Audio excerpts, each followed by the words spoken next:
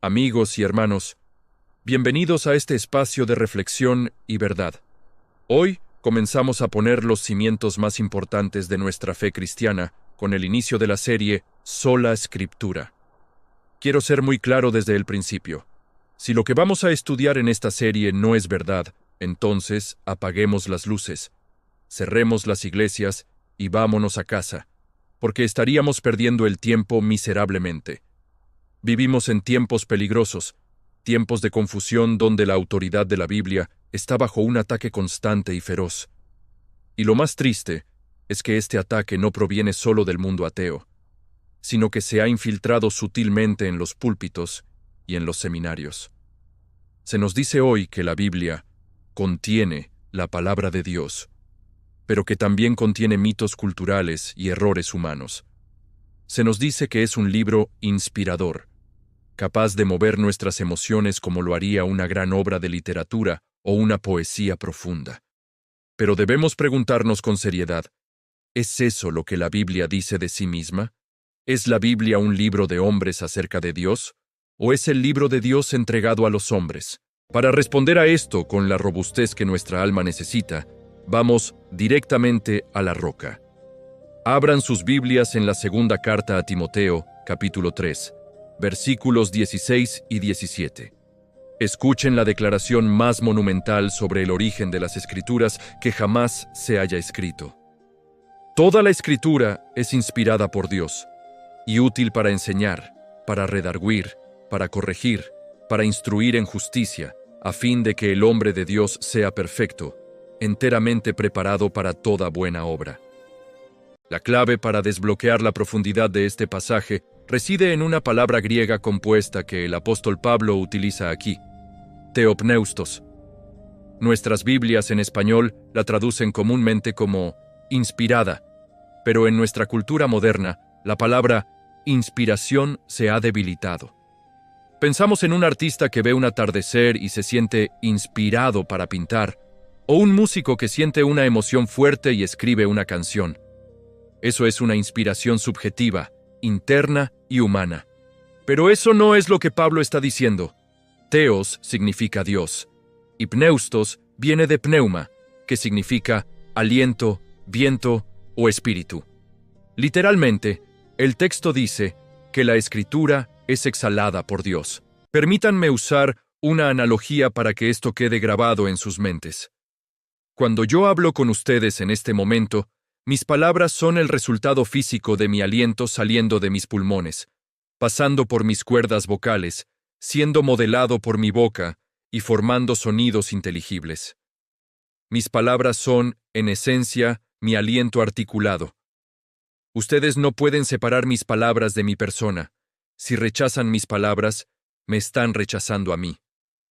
De la misma manera, la Biblia no es un libro que simplemente habla sobre Dios. La Biblia es el aliento de Dios saliendo de su boca. Es su voz. Por lo tanto, la Biblia tiene la misma autoridad, la misma santidad y la misma veracidad que Dios mismo.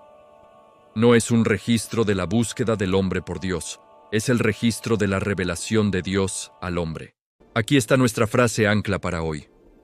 Lo que dice la Escritura, lo dice Dios. No existe ninguna distancia teológica entre la voz del Creador y las letras que están escritas en tu Biblia. Ahora es natural que surja una pregunta intelectualmente honesta. ¿Pero no fueron hombres los que escribieron la Biblia?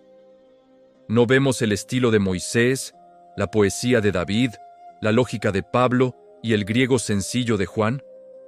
¿Acaso Dios los convirtió en robots o secretarios mecánicos que entraban en trance?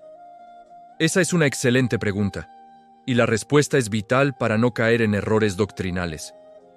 La respuesta es no. Dios no anuló la personalidad, el vocabulario ni el contexto histórico de los autores humanos. Para entender cómo funciona este milagro, debemos ir a 2 de Pedro, capítulo 1, versículo 21. Porque nunca la profecía fue traída por voluntad humana, sino que los santos hombres de Dios hablaron siendo inspirados por el Espíritu Santo. La palabra griega que Pedro usa aquí para inspirados o impulsados es feromenoi. Este era un término náutico muy específico en la antigüedad. Se usaba para describir un barco de vela que izaba sus velas y era llevado, cargado o impulsado por el viento. Imaginen un barco en medio del mar. El barco tiene su propia estructura, su madera, su diseño particular. Eso representa la personalidad del autor humano. Pero el barco no se mueve por sí mismo hacia el destino correcto. Es el viento, el pneuma, el Espíritu Santo, el que llena las velas y lleva el barco exactamente a donde el viento quiere que vaya. Esto es lo que llamamos la doctrina de la inspiración orgánica y plenaria. Dios utilizó soberanamente el vocabulario, las emociones, el dolor y la alegría de los hombres. Pero el Espíritu Santo supervisó y dirigió el proceso de tal manera que cada palabra que escribieron fue exactamente la palabra que Dios quería que se escribiera, sin error y con autoridad absoluta. ¿Cuál es la aplicación urgente y práctica para nosotros hoy? Si la Biblia es teopneustos, si es el aliento de Dios, entonces nosotros no tenemos el derecho de pararnos sobre la Biblia para juzgarla, criticarla o editarla. Nosotros debemos pararnos bajo la Biblia para ser juzgados, instruidos y transformados por ella. La apostasía moderna comienza sutilmente cuando el hombre dice: bueno, yo creo en la Biblia, pero no me gusta lo que dice sobre el matrimonio, o sobre el infierno, o sobre el pecado. Así que asumo que eso debe ser un error cultural de la época. Cuidado, amigos. En el momento en que tú te atreves a editar la Biblia, te estás poniendo por encima de Dios. Estás diciendo que tu aliento, tu cultura y tu opinión son más puros y sabios que el aliento del Dios eterno. La Biblia no es un libro para debatir en una mesa de café. Es la constitución del reino de los cielos a la cual debemos someternos. Y finalmente, no podemos separar la palabra escrita de la palabra viva.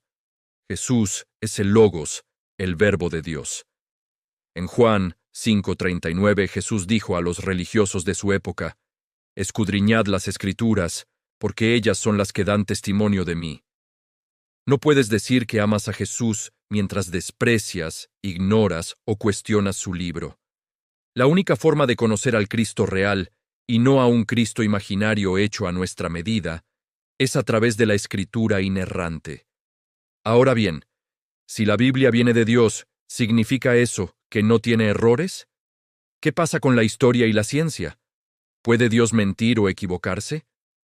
En el próximo video, defenderemos una doctrina que es el muro de contención contra el liberalismo, la inerrancia bíblica. Veremos por qué el Dios de verdad no puede exhalar errores. La verdad no se nos dio para guardarla, sino para proclamarla. Si este mensaje encendió una luz en ti, no la escondas. Suscríbete, activa la campana y comparte este video. Recuerda que este canal no busca lucro, busca almas. Nuestra única meta es cumplir el mandato de Jesús en Mateo 24:14. Que este evangelio del reino sea predicado en todo el mundo para testimonio, y entonces vendrá el fin. Sé parte de esta misión. Ayúdanos a ser atalayas en medio de la oscuridad. Bendiciones.